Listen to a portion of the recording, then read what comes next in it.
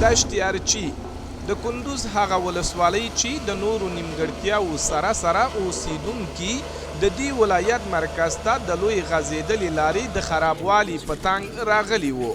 اوس په تازګۍ سره د یادې ولسوالۍ له بازار څخه تر پاخه سړک پورې چې 20 کیلومتره اوږدوالی لري د ټولګټو ریاست په لګښت جوړیږي.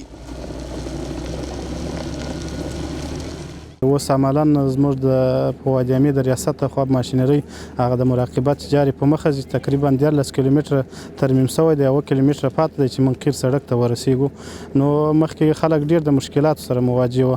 تاسې به معلومات لرئ. نو بیا موږ سره چې کم امکانات وو، په هغه امکاناتو موږ دغه د سړک چارې په مخه کړلې چې تقریبا 13 کیلومتره اوس ترمیم شوی دی، 1 کیلومتره پاتې دی چې قیر سړک سره وصل شي. په ورته مهال د سیمې اوسیدونکي د خوښۍ ترڅنګ وایي دشتیارچي ډیر کار ته اړتیا لري.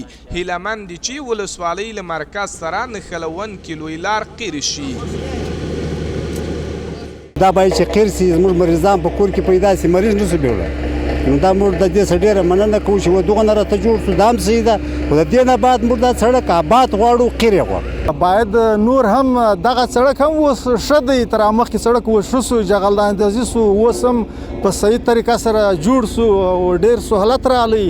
نو موږ اوس غواړو چې نور هم د خیره دغه موږ ته باید کریزي سي، باید دا سړک راته پوخ جوړ سي. نو دا موږ غواړو، دا زموږ حق دی او زموږ حق جوړیږي او موږ ته د خپل حق راکړي. خوش هستیم از این کار. د کندوز فواید عامې ریاست له لوري داسې مهال د دشتیارچي ولسوالۍ لوی لار جغل اچونې کار دوام لري چې د دې وړاندې د ملي تلویزیون خبریال د یادې ولسوالۍ د اوسیدونکو د غږونو اورېدو لپاره نږدې ورغلی و چې خلک یې له ګڼو ستونزو سره مخ وو.